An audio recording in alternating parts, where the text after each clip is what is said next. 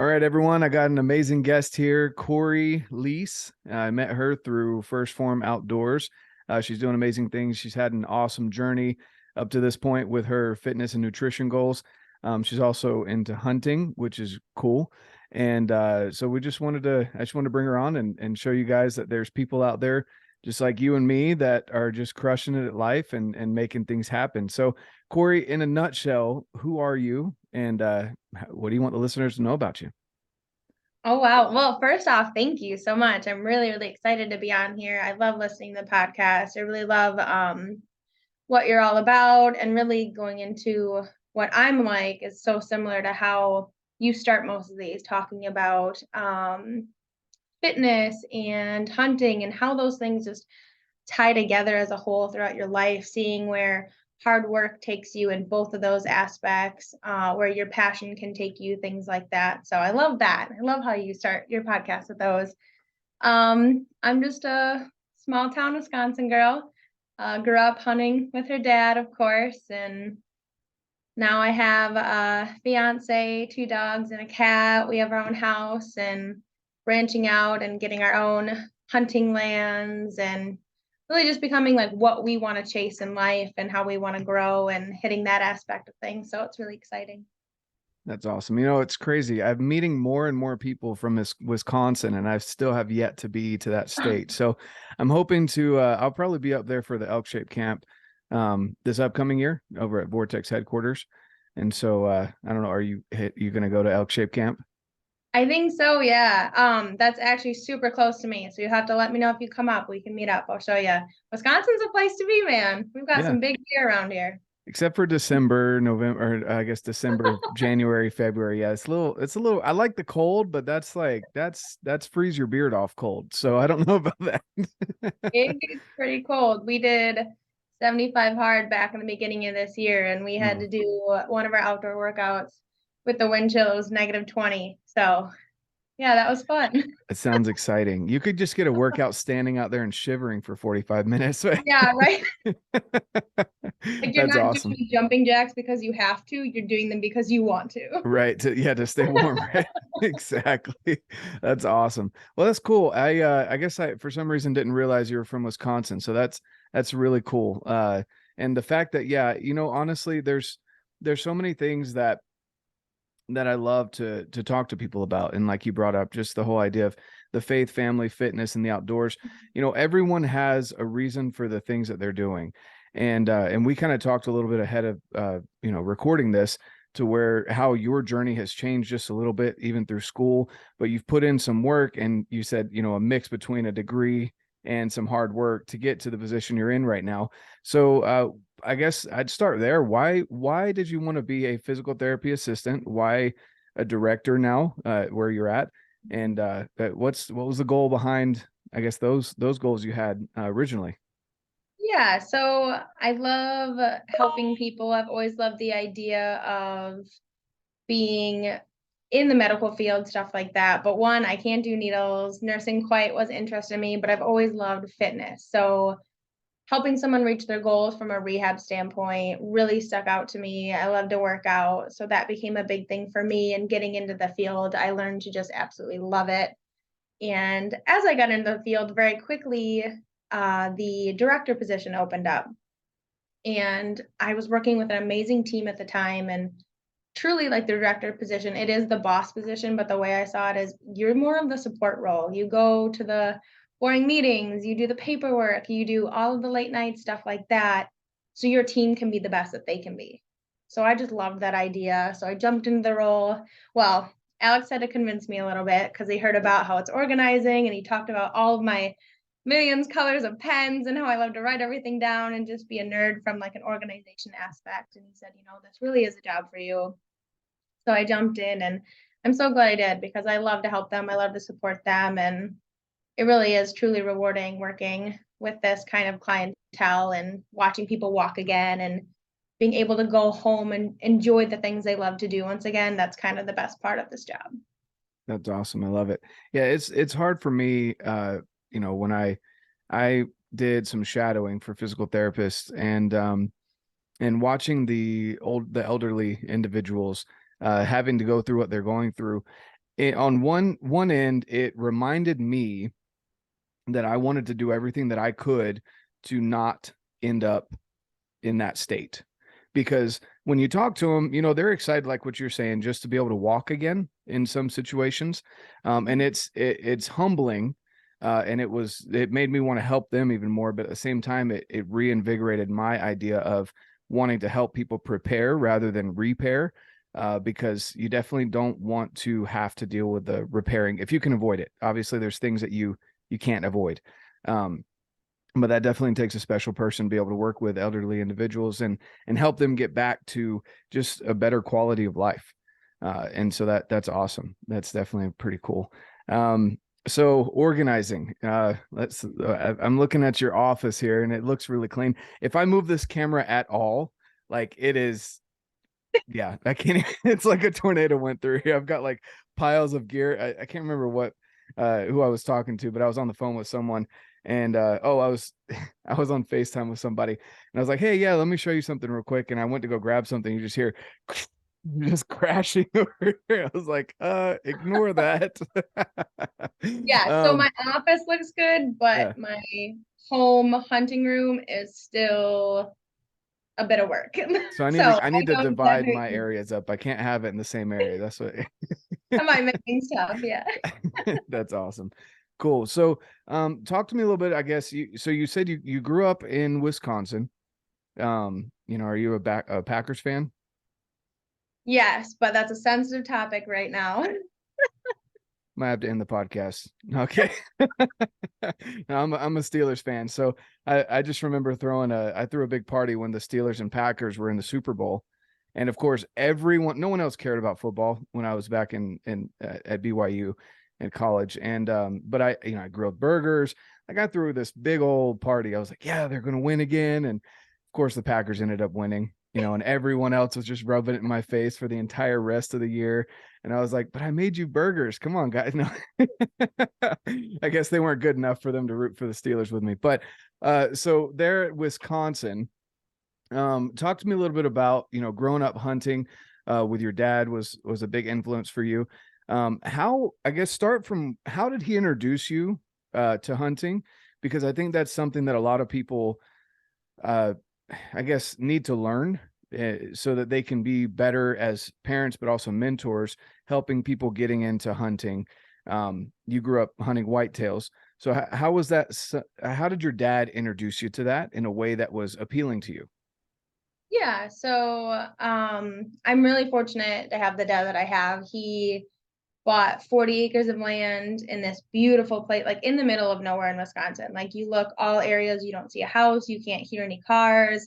Like it is peaceful and amazing. So I grew up really, really young there, and he built just a tiny little cabin. And every single weekend we'd go out there, and I just explored, used my imagination, and that was like our home away from home. So we started shooting guns there, and just really got into every aspect of it. And he was kind of more strict than most hunting parents, I would say, as far as I didn't get to shoot bow or bow hunt until I graduated high school because he really knew so much was on my plate. He's like, you have to practice this, you have to be accurate, you have to really do the best you can when it comes to bow hunting. And when you're in all these sports, all these different things, I'm not going to do this with you because unfortunately it's going to hurt the results more than it's going to help. So we really focused on gun hunting, and especially in Wisconsin, I was that 12-year-old girl freezing in this little shack, and I can remember it perfectly, just like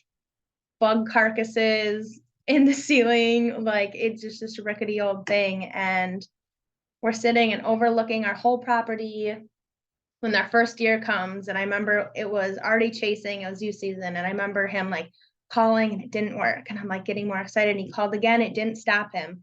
I'm like, what are we gonna do? And like I was getting more into it. And finally he actually just yelled like, hey, and the deer stopped and I shot it.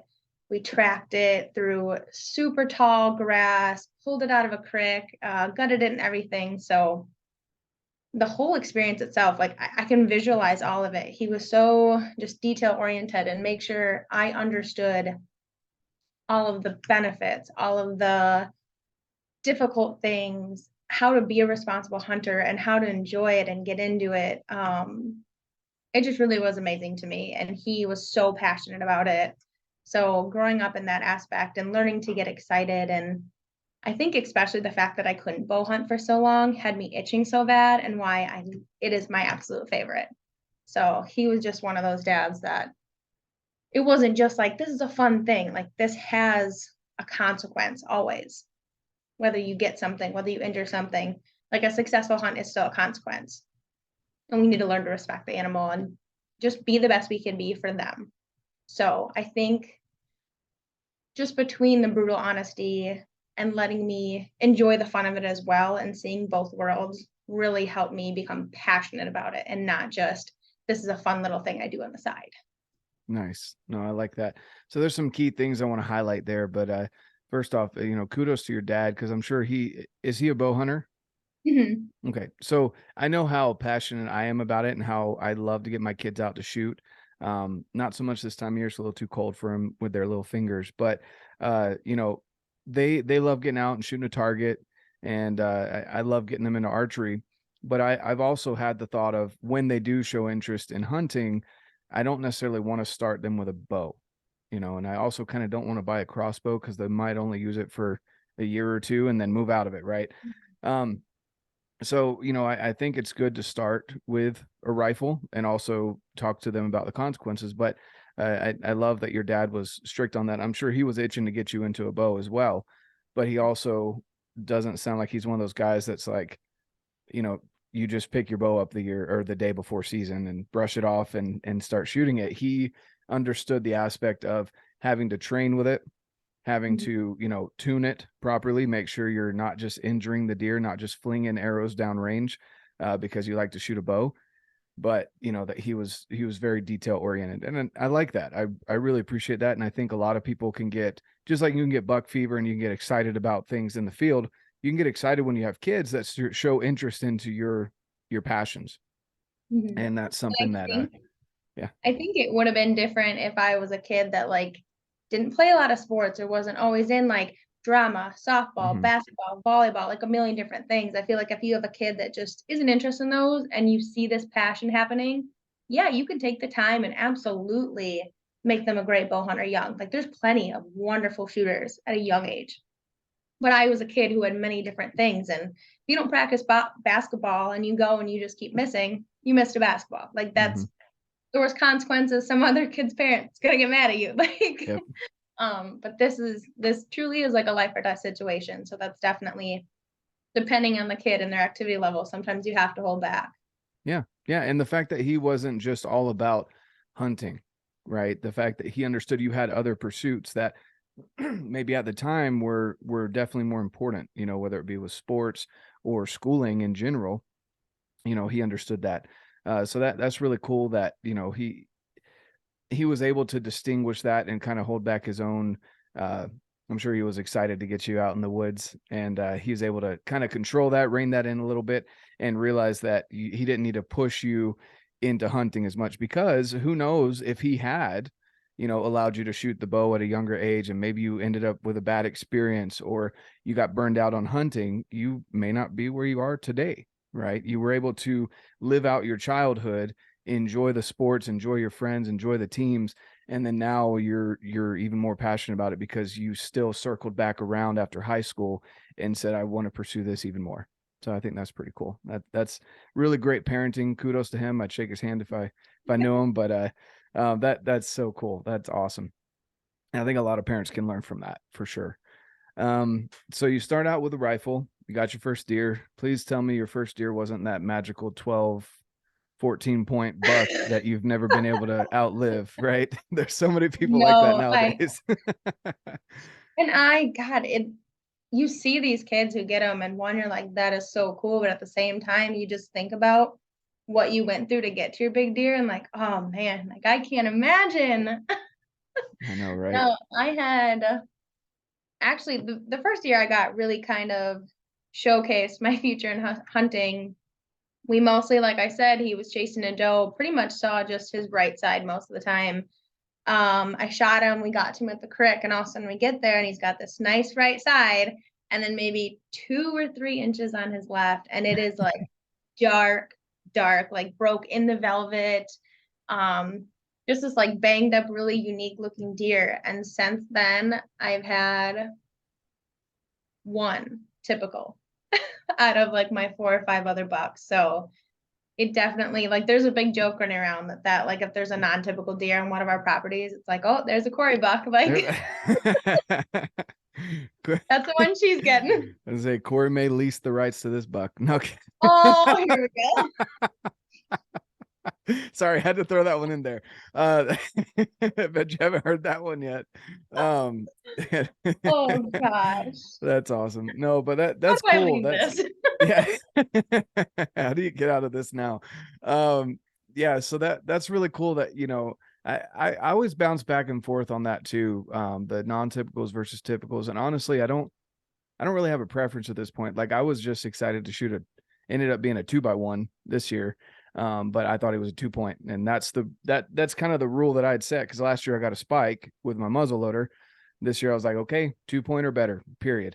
And so it ended up being a 2x1, but you know, it's kind of that situation. I saw his left side, couldn't really make out the right side, but, that's really cool that, you know, again, you had that experience with your dad, you know, your first year. And then have you continued hunting with your dad on those properties, or have you kind of moved on to your own stuff and figured out your own properties, or what's going on there? Yeah, so I hunted with him for a little while longer, turkey, stuff like that. When it came into like leaving high school bow hunting, I, you know, did what all parents kind of have a bittersweet feeling of, and I started hunting on my own. And I'm definitely at the point where either I'm going to Alex's property or I'm going to my family property. And maybe sometimes there's someone who's on the property, or maybe I'm completely alone for miles and miles. And it's just, well, might have to call someone to track, but I've been doing this for so long that it's just something I love. I know exactly what I'm doing. I know how to go out there. I know where I want to go. I constantly check my like hunting stand app and stuff like that. So we've got my property, we've got Alex's family property, and then we're looking at building some more options. So That's awesome. That's really cool. That's something that I want to get into and know more about. And I'll probably have to reach out to you and some other people as well when I get into whitetail hunting. I actually just went out to North Carolina for my brother's wedding, and my aunt was like, "We watch deer and turkeys all the time off our back porch." I'm like, "When are you inviting me out to hunt? Because I'm gonna come get them." Like, but yeah, that's really cool. It's a whole different ball game compared to out here. You just pick a plot of, you know, public land and you just hike until you see animals, right? That's kind of the baseline of strategy here. Whereas with whitetails, I mean, do you get into it where you actually go out and you plant food plots and all that stuff, or is it more natural growth that you just kind of play the wind for your stands? so I would say we have a pretty strong combination of both. When it comes to like we put up a lot of trail cameras, and when it comes to what you'd naturally see them liking to do, working around that. So we're not gonna just put a, you know, a food plot where it's like, hey, I want to open this up and put one there. Like sometimes Alex will get ideas like that, but typically it's here's the trend, here's how they're acting. They know this land better than us. So let's work with the land, let's work with their habits to pick tree stands, to pick where we're gonna put our food plots. Is there a trail we're gonna open up and then use some leaves to try to push off another trail and tunnel them in the direction that we're hoping for, that's still their general direction, if that makes sense. Cool. Yeah. So you're not just like putting this magical food plot that I can only imagine. Like I just picture deer, you know, they walk up on the spot and they're like, this wasn't here last year. Looks really good though. You know, like Someone's just leaving me a things plate that go through your somewhere. head. Yeah. Like obviously deer don't have, you know, the voices in their head. They've got instincts, but it's funny to put that, you know, that idea in their head, you know, or what was the one thing that I saw, the full mounts where it was like a cow elk and a bull, and the bull looked like it was like yelling at her, like screaming at her, bugling at her. And it's like, I told you we didn't need to visit your aunt down at the lake or something like that, you know. Like, like, it's just funny to picture those things. But that's cool that you guys like to keep it as natural as possible and kind of go with the flow, follow what the deer are wanting to do. something else, and I don't know if you've noticed this, but I think it's cool that, I've noticed this out here with pronghorn, especially because they're like right off the highway in Wyoming. And they don't mind 18 wheelers, cars flying by them at 80 miles an hour. But the moment I pulled off the highway just to get a good look at them, they were gone. Like they Mhm. knew something was up. There was a car stopping. What the heck? And they just left. Do you notice that with deer on your property, that you can be out like maintaining things that you maybe normally maintain and they don't really care, but the moment you step into the tree line, they're like, pew, they're gone? Yes, they are sometimes the dumbest and the smartest animals I have ever met. Like, it's funny how truly, like, we could be driving by one of our properties and we'll see like a good deer just staring at us, or we're driving around in the Ranger, and actually one of the times I was closer to the Ranger and I got out of the tree stand and I went to go pick up Alex. Normally we leave it running, because if we turn it off, that's another thing that they're like, okay, Ranger's turned off, we're out of here. If you leave it running, it kind of keeps them calm. Hmm. But I knew it was going to be there a while. I didn't see any deer, so I turned it off and I sat there, and we were sitting like many mornings straight, and I'm sitting in the Ranger. I'm almost falling asleep, and there's something to my right, and I kind of look over, and there's like a yearling trotting less than 10 feet next to me, right by the Ranger, and I'm like, really? So truly, like when it comes to tractors on the farm or driving the Ranger around, or even we drive my Jeep or his truck to a camera, they'll tolerate it just fine. But yeah, once you step out, once you park, you stop that vehicle, they're like, okay, something different. We Hmm. know this is wrong. We're getting out of here. Yeah, that's awesome. It's cool to see. And yeah, the smartest and dumbest animals, turkeys are the same way. It's just, oh my goodness, Yeah. this little thing. It's funny, turkeys are described as a chicken with a like chewed up piece of gum slapped on their head, right? That's what, that's what they look like, the ugliest demon birds out there. Um, well, that's awesome. I love that you guys are getting into that. You're still pursuing it, and you're pursuing it together now. You brought up Alex. You're engaged to Alex. And how is that going? Do you guys compete when it comes to hunting, fitness? You guys kind of uh, amicable when it comes to that, or is it like, how does that work? Since you Oh, both are hunters. we are so competitive. Oh my goodness. So yes, we are engaged, very recent. He proposed just a few weeks ago, and unfortunately, I've been getting a lot more deer these past few years than he has, and I've gotten some really big bucks off of his land. So that's So why he proposed. He's like, I need to learn from her. originally the big joke was people kept telling me, they're like, if you keep shooting his deer, he's never going to propose to you. So I would tell them, I'm like, I'll take the deer. Um, Oh no. so obviously he proposed. It was wonderful. But now the joke is, he's like, okay, he just gave you a nice ring. You should let him shoot one. So now I'm telling people, okay, I'll let him shoot one. But no, it's really just been circumstantial that, some of the deer that I took, he would have passed on because he has such a higher record and just has so many more deer under his belt than I do. Um, and really just I was in the right place at the right time. And most of the times it was like his guidance, or because he wanted to sit one stand and I was like, okay, well then I'm gonna play the wind and I'm gonna go sit over here as far away from you, and got lucky from that aspect. So I'm really hoping he gets one, because he puts in way more hours than I do. He puts so much work and dedication. Mhm. But yeah, it is a big competition between the two of us. Of course, we're always so happy for each other whenever we're successful, but we tease each other a lot. It's funny how we can be like each other's biggest supporter and competitor at the same time. That's awesome. That's a good mix though. You don't want it to be boring where you're not competing on anything and you're just kind of like roommates, but at the same time, I could see you guys getting fired up about stuff like that, so that's cool. I like that. There's a couple of other couples out there that I see, and they obviously they talk about how it gets pretty competitive and heated. They can't hunt together, or they're not very nice when they hunt together. Like they can share camp together, but they can't go out and actually hunt together, And Yeah, I and could I see think that. that's an aspect we are fortunate, Yeah, that we do want what's best for each other. So that's good. That's good. Well, cool. That's good to hear. So, talking about kind of, I guess, moving into the fitness aspect of things, and how I met you, and your journey has been awesome so far, and you obviously are with the First Form Outdoor crew as well.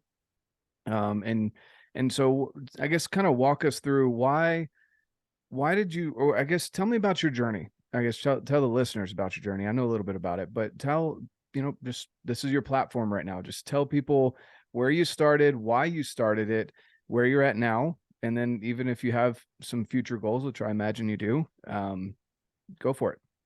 Yeah, so I've always, like I said earlier, I've always been into fitness, and obviously being in the rehab world, when you're telling people exercises, you want to have the credibility. You want to be like, I can do this, I know how to do this. So I've really always enjoyed it, but and I'm sure like you've seen this at one point or another in your life too, that you're missing something. Like there's a gap there. And I would have never ever thought that I was standing in my own way. And I would have argued if you would have said it, because I try my best. I do what I can do. But I was standing in my own way. And another thing with Alex and I being so close is we're like, oh, you want to go grab a beer? Yeah, I want to go grab a beer, and we'll go and like we'll drink beer with friends and have not great food, and had a lot of areas where we were totally slacking in our fitness. So finally, near the end of last year, we were like, okay, we love to get stronger, we love to work out, but we're not happy with how we are. We're not happy with how we look. We're getting, it's affecting how well we can hunt, stands where we put the ranger, stuff like that. Like it truly, like our ability to hunt as hard as possible and prepare for going out west and things like that. So we decided to do 75 hard together. And we did that at the beginning of the year, and that was the toughest, most amazing thing we've ever done. It was even amazing for our relationship, which we never expected. So we did that, and when we started it, we didn't know what diet we wanted to do, because we really like to play with food. We like to enjoy what we're eating. We don't want to stick to some bland diet or completely cut out carbs or anything like that. So we found the First Form app, and we were like, okay, like let's do macro tracking. They're doing their New Year's challenge, so we can do this all at the same time, and we'll just end with the app once we're done.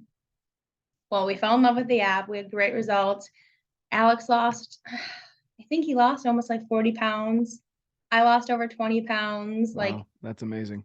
we still have friends, like we'll look at old pictures of us and be like, I forgot you look like that, or like your face looks swollen. They're like, oh, we don't mean to be mean, of course. And we completely agree with them that we look so different. Like looking back at those pictures, like our cheeks just look bigger and we almost don't recognize ourselves. So that really drove the start of this all.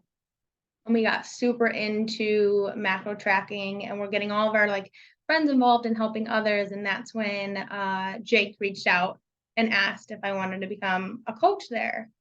So then now I can help other people get that feeling, and it's been amazing. So this past year, like we've always been into fitness, but this past year has transformed our lives, literally. Because we are just so much happier with ourselves.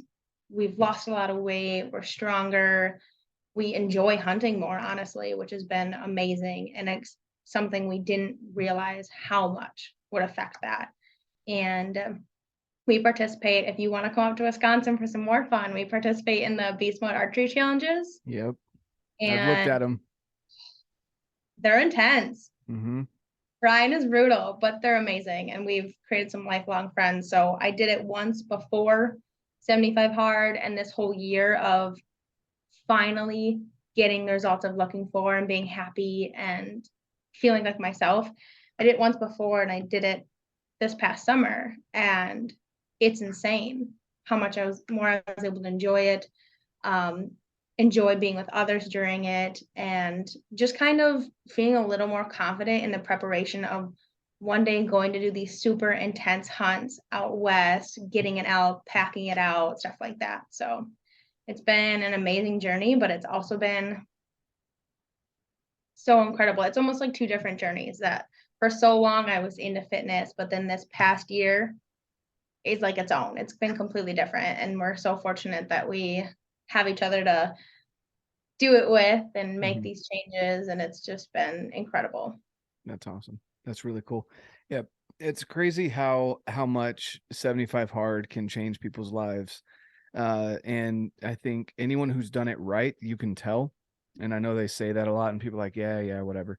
But no, you really can. Like, it really does alter the course of people's lives if done correctly. And a side effect is losing fat if you're looking to do that. But you're so much more mentally strong, mentally more capable, and more organized. I don't know if you can get more organized, but you know, just more organized in your own mind, and more efficient with your energy and your time. And there's a lot of things that I've kept from doing the 75 hard and live hard program, as I'm waiting to start up phase 3 here in December. And it's definitely something that is, it's hard to explain to people until they've actually done it, because there's ups and downs throughout the whole thing. It's kind of interesting to me that you know, everyone has a rough time around day 45 to 50, and then once you hit like that last week, you know, you've got a rejuvenation of energy to get through the rest of it. But like, you kind of hit that down point around day 50-ish. Everyone's kind of like, oh man, I've still got like 25 days of this. And you know, but it's cool that, again, that it changed your life, and it changed your fiance's life as well. And in so many aspects, I imagine your work, you were probably more efficient at work, but also with hunting, and you lost a lot of weight. I mean, that's significant between the two of you. 60 pounds, like that's intense. You know, that takes a lot of work and a lot of dedication. So kudos to you guys. That's really great. Thank you. Yeah, and I think you brought up a good point of it. It definitely was not just a weight loss aspect. Like I said, it really changed our relationship. Like, we became more partners at home, getting stuff done together, and we realized how much time in the day we actually have to get stuff done. Like, we don't have to be frustrated the next day of all we didn't do, or that someone else didn't do, or like those normal fights that you can kind of have with your spouse. We were You both fight with doing your work. spouse? Never. What? That's a thing? Okay. Yeah, no, really though. That, you know, it's not something people show on social media a lot, but Yeah. it's true. You have little spats here and there for ridiculous things. But yeah, anyway, sorry. No worries. It's you're both putting in the work and changing mentally, as you said. So like, we have to get this done. So we got it done as a team, and we might have to ask for a little advice from you, because we're going to be starting 75 hard again in January, and we're going to do the whole Live Hard program in 2023. So we're super stoked about that. Yeah, I'm finishing up. Is this my second time with the Live Hard program? And then I did 75 hard the year before that. And I didn't realize, because I guess I wasn't listening to Andy well enough, but that there was a Live Hard program until I was like 2/3 through the year after doing 75 hard. And I was like, oh, well, it's too late to start, but started the next January. So yeah, it's definitely a big deal. I've wanted to do an extra 75 hard in between phase 2 and 3, just because you feel almost off when you're not on a program. But then I have Andy's voice in the back of my head, and I was telling Jake this the other day, where he's like, look, you don't need to be on a program. It's supposed to carry on. If you've done it right, it carries through that gap that you have between the different phases. And I'm just like, dang it, like, what? I have that voice back there. I'm like, but I want to be on the program, but Andy says you shouldn't have to. I'm like, but you know, it's definitely worth it. And I'm excited for you guys, especially as you're prepping for your wedding. You know, you're adding more things, you know, as you take over his land. No, I'm kidding, but no, that's I think it's awesome that you guys are working together through this. I love seeing couples that work together, people that are genuine, people that really enjoy life, because you guys seem to really enjoy life. You're not just all about grinding day in, day out, 24/7. You know, there's a life behind it. And so the fact that you're able to enjoy it, but also realize how much more you could do with your available time, you know, that's a big thing with 75 hard in the Live Hard program. So that's cool. Again, kudos to you guys. So you've got some fur babies. Yes, we do. Yeah. Do they ever help you hunt, or do you leave them at home?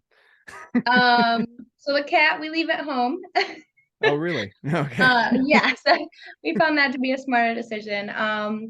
Coulter is our fox red lab. He's just a pup right now, so not a whole lot of experience. We got him, we're starting to introduce him to water a little bit, and he doesn't know how to feel about it, but we've got plenty of time for that. He has one toy he's obsessed with, and it's his stuffed pheasant. Mm, So that's a good sign. And then Waylon is our yellow lab. He is our gigantic 2-year-old. mm, Everyone asks us if he's part Great Dane because he is just this tall guy. He is obsessed with sheds. So he loves to find sheds, and we've tried to get him on a few birds, but we have some good friends around the area who have amazing pheasant dogs, and one of them actually has Waylon's mom, and he said, I've had a lot of great hunting dogs, but I've never had a dog like her because she tracks the birds in the sky. mm, And Waylon does the same thing with birds and hmm, planes. Like he'll watch them from one end, just totally travel to the other. So we're a little late to the game on that, I think, just because we're such obsessed whitetail hunters. But mm. I think we have some amazing potential for them to get into more of the bird scene. So we're hoping to work on that a little bit more this coming winter. That's awesome. That's awesome. Well, cool. So you're even getting your fur babies involved. That's great. Absolutely. Yeah. It's a lifestyle for sure. Exactly. Exactly. That's the whole thing behind it, is you want to get outside as much as possible, and you want to keep it simple, but at the same time, like, you go down those rabbit holes, especially with, I can imagine, with whitetail hunting, comparing trail cam photos and things like that. And it just, I love it. I love the passion behind it, that you guys have. So that's really cool. What's I guess, your favorite? Are you more of a bodybuilding style workout, so traditional weightlifting ish? I guess that would be different than bodybuilding. Are you traditional weightlifting, powerlifting, CrossFit? What's your favorite kind of workout or training I regimen? love traditional weightlifting. Mm. I feel like, and obviously not everyone's the same, but I feel like so many girls I know, it's like cardio, cardio, cardio. Let's get some dumbbells and a little weights. If I could never do cardio and just lift heavy stuff all the time, I absolutely would. But as I'm trying to take hunting as more a very serious priority, and preparing for all of the beast mode events, and just trying to in general be healthier and a better athlete and a better hunter, I'm trying to get more into the cardio stuff. But yeah, we have a rig in our garage, and I just want to lift heavy every single day. That's awesome. How long have you been doing that? Has it been since sports? Did you kind of fall off for a little bit after high school? What's your journey through the weightlifting aspect? Yeah, so I would say since high school, like I was always one of those people that was just a little bit stronger, but I grew up doing farm chores, horse chores. I was the youngest of 4 girls, so I was my dad's son, basically. So I was in the garage helping, like if he had to move something, lift something, like my 5'2" little high school student come run into the garage and help him. But I always felt a little more stronger, and I always wanted to keep getting stronger. And I've really found and it through 75 hard too, to kind of bring it back to that. But getting stronger and weightlifting is definitely where I found kind of like a form of self-love, is that pride in like what your body can do. So it's really just started since then and just been a continual thing. As I've gotten older, I've gotten into more barbells and less just dumbbells and body weights and things like that. So that's been my favorite kind of change in my fitness aspect, is getting that confidence and that education to really lift heavy and not just as much as I can with dumbbells and stuff like that. Awesome. That's really cool to hear. So I do kind of want to delve into this a little bit too. And this is another reason why I wanted you to come on, because I'm trying to get more women on the podcast, because I feel like it's growing. The voice for women in the outdoors is growing, but I want to do my part and help with that too. And so when I see people like you that are confident in the outdoors, obviously there's a journey behind that. You weren't just born thinking I'm good to be out in the woods alone and lift weights, you know, and not be judged. And it's an unfortunate thing, right, for women to kind of have this aspect, or this mental aspect, from what I understand anyway, that you're going to get bulky if you lift, or you know, you can't be in the woods alone, you can't be out in the dark, just things like that, that kind of, I imagine at one point went through your mind as well. Let's start with the fitness aspect of it. How did you overcome the idea of, you know, not wanting to get bulky by lifting? Like what was it for you that got you maybe out of that mindset, or something similar? I'm not saying that's how you thought, but did you go through that? Did you think that way at any point in your life? Yeah, absolutely. I mean, like you said, like, and especially with women, there's always the fear of not looking right, not looking the way you're supposed to in every aspect and everything you want to do. And with working out, being bulky and unattractive in some sort of aspect, that way is always one of them. So working out and slowly, like, you'll get bored of like just being the same things. And the whole point of working out is getting better, faster, stronger, whatever aspect you're going. As I slowly branched out and was working on improving in different aspects, and I would do something that's a little stronger, it would just spark more happiness. And I would keep doing things that would be a little bit stronger, or 2 more reps more than last time, or going up a dumbbell. And slowly, as that progress happened, you really found, like I said, like that self love, that confidence in yourself, that joy of working out. And the more I did it, I never saw like, oh my God, I'm turning into a man, or like, No um, She-Hulk. exactly. And that fear, that worry, the more I just fell in love with lifting and working out and being better and stronger and stuff like that, the more that worry just kind of fizzled away. Mhm. Like, since you brought that up, I'm like, oh yeah, that was a fear at one point in time. I forgot about that. Now it's true like confidence and happiness and pride in what I can do. I love it. That's awesome. Yeah, again, it pains me because it's not, I think it's a mix of a bunch of things. I know there's a lot of internal dialogue, obviously. There's a lot of social pressures, and then of course there's from your parents as well. And so that's why, you know, for me with my daughters, I'm always like, it's a combination of nutrition and lifting. For them right now, it's more body weight stuff with dance, sports, soccer, stuff like that. But I'm trying to encourage that from a younger age so that they have an easier time getting through the social pressure that may come from someone saying they're too strong to be a girl or whatever, things like that. And so I think that's key. I love that you shared that, and I appreciate that, because again, I want people to understand that just because you pick up a heavier dumbbell doesn't mean you're going to look like She-Hulk. Like, that's not, you're not going to come out green and 6 feet taller, you know, like that's just not how that happens. But along with the working out, right, there's also the nutrition. So I'm sure you were a little shocked when you started tracking your macros with the first Phorm app and you had to eat so much protein. That's So exactly what I thought you were gonna go with that. Yes.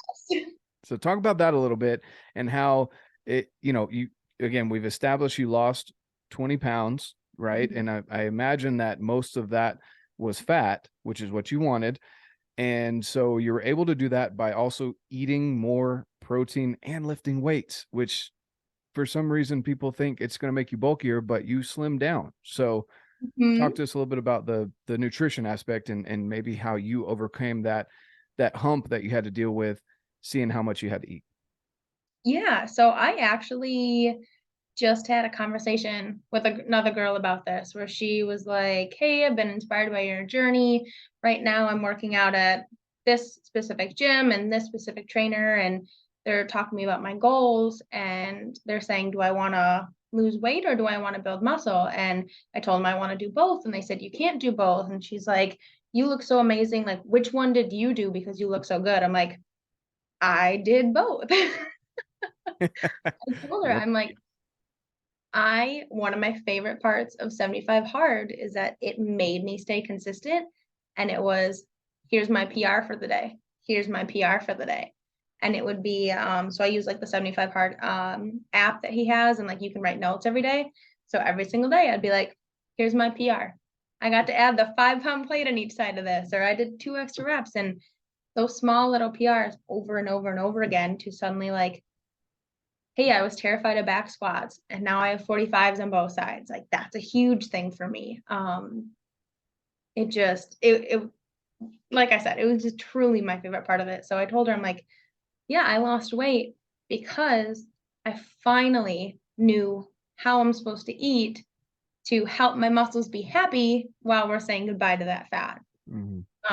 And she was just like, oh my gosh, thank you. Like, I thought maybe like you could do it. And I didn't know what answer to tell her. I'm like, yeah, of course. Like, yes, if you're going in a huge deficit and using a whole bunch, you might lose some muscle, but it's nothing compared to if you truly just focused on weight loss and were like, yep, I'm going to lose all my muscle, because it's absolutely not the case.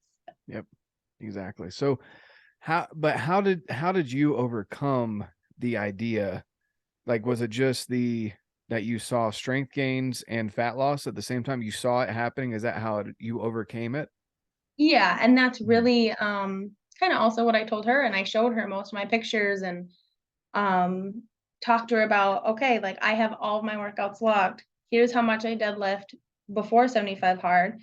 Here's how much I was the last like week or two before I ended. And I was like, you know what? I heard the same thing you did. And I just really went in with, okay, I'm gonna try to stay on track nutrition wise the best I can to lose weight. And I'll just keep trying to lift as heavy as I can. I'm not gonna be like, I'm defying the odds, or I have to listen and I can't lift heavy. I was like, just in both aspects, I'm just going to do my best. And this is how the results came out. So it was just That's simple as awesome. So just put in the work, guys. that. No, it's Trust the process. yeah, trust the process. It's a little scary. And I can imagine, like, for me, it's naturally, I'm like, man, I want to eat more, right? But I've been in sports and everything like that. I didn't have to necessarily overcome that aspect of it, so I don't talk about it very often because I haven't experienced it. But that's why I wanted to hear from your perspective. How did you overcome that? Because my wife's the same way, and I think most women are too. When they look at that, or if they do start using the First Form app, they work with a Legionnaire or a coach, and they notice that maybe they're eating the same amount of calories, but the macros shift a little bit to where you're eating more protein. Most people in general aren't eating enough protein, and that's most Americans, men and women. And then I think women even less so than men. And so when you see all that, and then you realize how much chicken or tuna or steak or protein powder, or if you're vegan, I can only imagine even more so because that's hard to get protein as a vegan or a vegetarian. But yeah, that's why I just wanted to hear about that, because I think that's important for people to hear from someone who's gone through it and has had success and consistently is still having success by doing that. So that's awesome. Thanks for sharing that. Now, with hunting, just to kind of, I guess we'll end with this. Talk to us a little bit about your experience with hunting. Obviously, you had a good mentor in your dad, but now you're hunting on your own. How did you overcome the idea of going out on your own as a woman? Was that even ever a thought in your mind? And if so, how did you overcome that? Yeah. So obviously, as it became more and more of a passion, my big thing was I don't want to rely on, okay, I have the opportunity to hunt right now, but my dad's not around. Like, I don't want to base something I love or something I'm passionate about around someone else's schedule or someone always holding my hand. And it like you can do the process as slow as you want. Like it could be like you start off with two stands in a tree to he's just like across the field in a different stand, or slowly space it out more and more like that. But I feel like honestly, I feel like all of this ties together between wanting to build the confidence in hunting, wanting to build the confidence in working out. The mistakes are going to happen.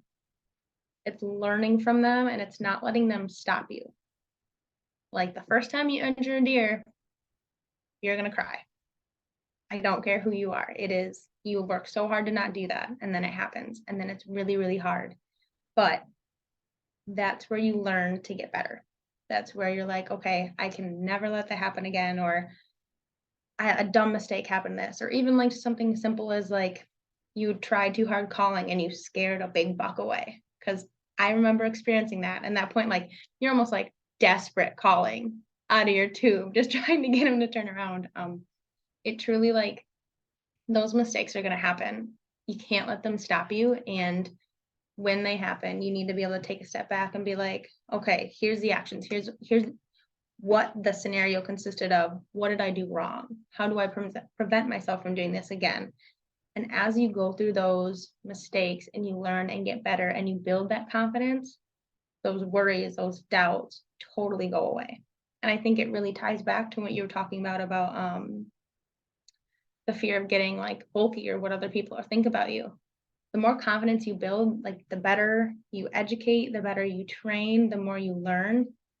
You're not worried about those. Like those aren't a fear anymore. Like just, it's really refreshing talking to you and you mentioning all these fears, because it does bring up like, wow, I remember being so scared to walk in the dark, or like, oh my God, like no one's around. Like, what do I do about this? Or watching and having that heartbreak of mistakes and things like that. And slowly it's just forever a learning process, and you have to be prepared to pick yourself back up and be ready to keep going. I think honestly that is just the biggest part of all of it. Love it. Thank you so much for sharing that too. Cause yeah, it's definitely, again, I think just about anyone can get scared of the dark, men or women.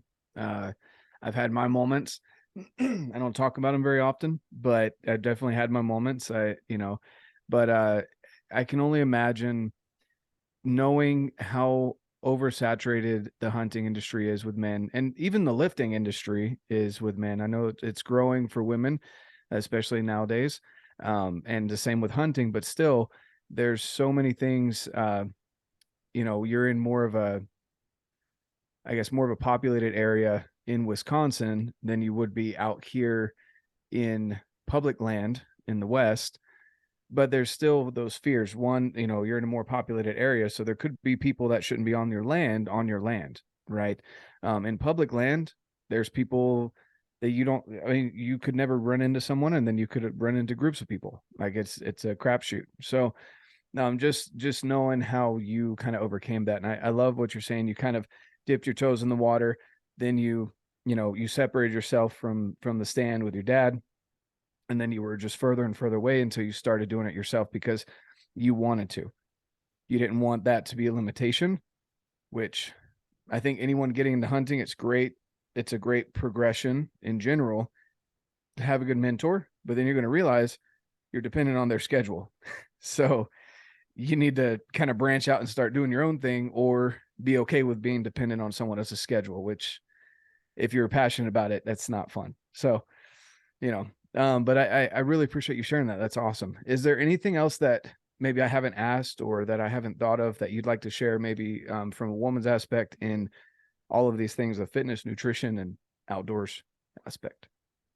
Sure. I think the first thing to say is just simply go for it. If you can't stop thinking about it, if it is like running through your mind all the time, if it makes you smile thinking about it, if it's just, you just feel that fire lighting, go for it. Figure out a way. Like you can start from ground zero easily. Like it's a matter of going from the thought to the action, is just getting started. And this is something like I'm becoming super passionate about. And I've been talking to Alex about this a lot, is like with our little like hunting group that we created, Barbells and Broadheads, I'm starting to do a Monday mission of empowering new hunters.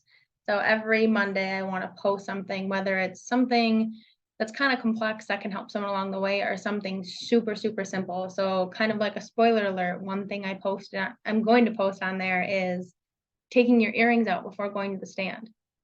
It's the simplest thing you could ever hear, but I like look back at old pictures when I was high school. Like one, my dad didn't think about it because he's not wearing like fake diamonds in his ears.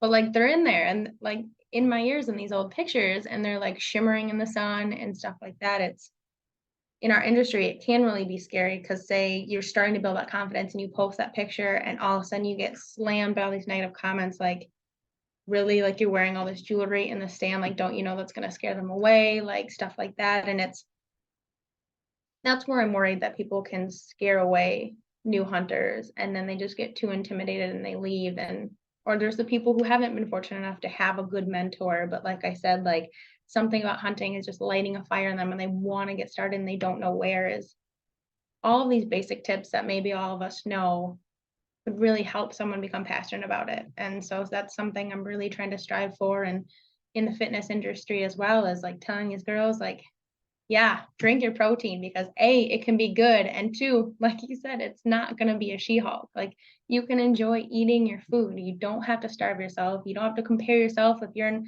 you know, this to the skinniest girl in your class or something like that. Like, you can live like this healthier lifestyle and still enjoy things. And it's sometimes like these basic tips that you and I might know, at one point we didn't. And when we did, they totally changed the trajectory of how we work.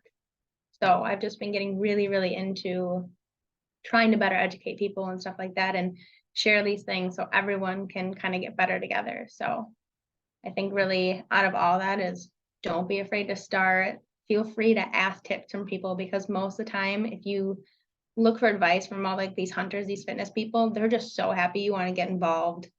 So find the people and just get started, and you will wish you did it sooner, always. That's awesome. Thank you so much for sharing that. It's definitely a big thing as well. You know, just getting started, taking that first step, not worrying about social media necessarily.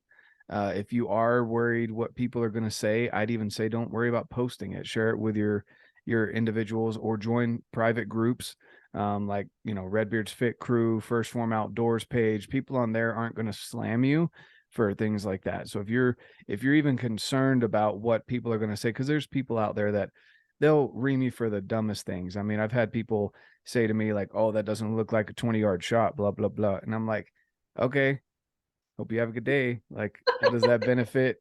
Okay, that's cool. I don't have to prove to you what's going on, you know, like, so that I've got a thick skin. You know, if you don't feel like you've got a thick skin, I would say maybe step away from social media, or find those areas, those more private groups. Like, what is Barbells and Broadheads? Is that a group, or is that just the Instagram page you guys created?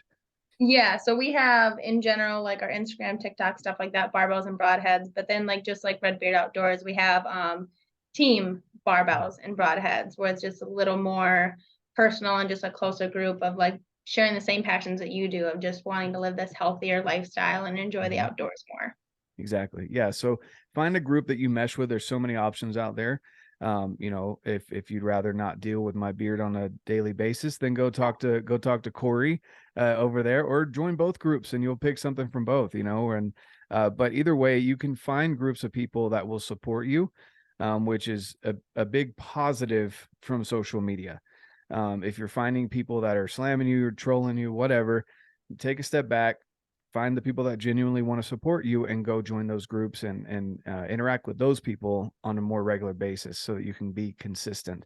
I don't like that anyone feels that they can't step into something. You know, it's just like when I see people at the gym that are brand new, you know, or you can tell that they're working hard. They're doing even sometimes more work than me. People that are very obviously overweight or just starting their journey, I don't look at them and say, "What are you doing here?" You know, in my mind, I'm like, "Damn, that's awesome! Like, good job, good on you." I can only imagine what you had to go through mentally in the parking lot to even walk through these front doors to get to work, and now you're sweating more than anyone else in here because you're busting your butt. You know, so things like that. Find people that will support you like that, like Cori, like her fiance. Again, First Phorm Outdoors in my group. We've just got great people that will uplift you and support you in your journey, whatever it may be. Rifle hunting, bow hunting, fishing. I'm not a good angler, so don't ask me questions, but I can direct you in the right place. You know, I'm not a waterfowl hunter, but I could, again, direct you in the right place. So things like that, again, just find people that you mesh with. So I love that. Great. Is there anything else that you wanted to share with the audience? I don't think so. It's been great to be on here. I really love what your podcast is doing. Like I said from the beginning, I love the way that you just show that correlation, that like if you can put in the hard work in your hunting, in your family, in your faith, and the more you push that together, and I've been seeing this a lot lately, the more that you put that hard work in, the more it rewards you in all those aspects. And then like just recently, I feel like even between getting engaged, like there's just been this opportunity come in my grasp, another opportunity come to me, and like this, I just more things are just starting to work out because it's you keep that mindset, you keep the hard work, and just like he just said, finding your group, finding the people, the support. And then as you're already on this podcast, I'm sure you know, like he runs a great group. It's finding all of that. It truly just helps you enjoy life and gives you the things that you deserve when you're putting in that work. Exactly. All right, well, go ahead and plug your social medias and all the other things that you've got. Where do you want people to go look for you? All right, so it is Barbells and Broadheads. If you'd like to see Alex and I out hunting, working out, a lot of times just messing with each other, lots of pictures of our dogs. That's on all social medias, and it always has Alex and I's private Instagram tagged. So it's Barbells and Broadheads, just as it sounds, the and sign, and then our private team, just like RedBeard Outdoors, is Team Barbells and Broadheads. Awesome. And that's on Facebook? Correct. Cool. All right. We'll leave the links down below for you guys so you can go check it out. See if you know, obviously what they're putting out there. I wanted her to be on here to discuss Barbells and Broadheads and where she's come from, her journey. So go check out Cori and Alex and their journey. I'll leave the links all down below, guys. And thanks again for being on, Cori. I really appreciate your time. And I was going to crack a joke there, but I'm not going to. So,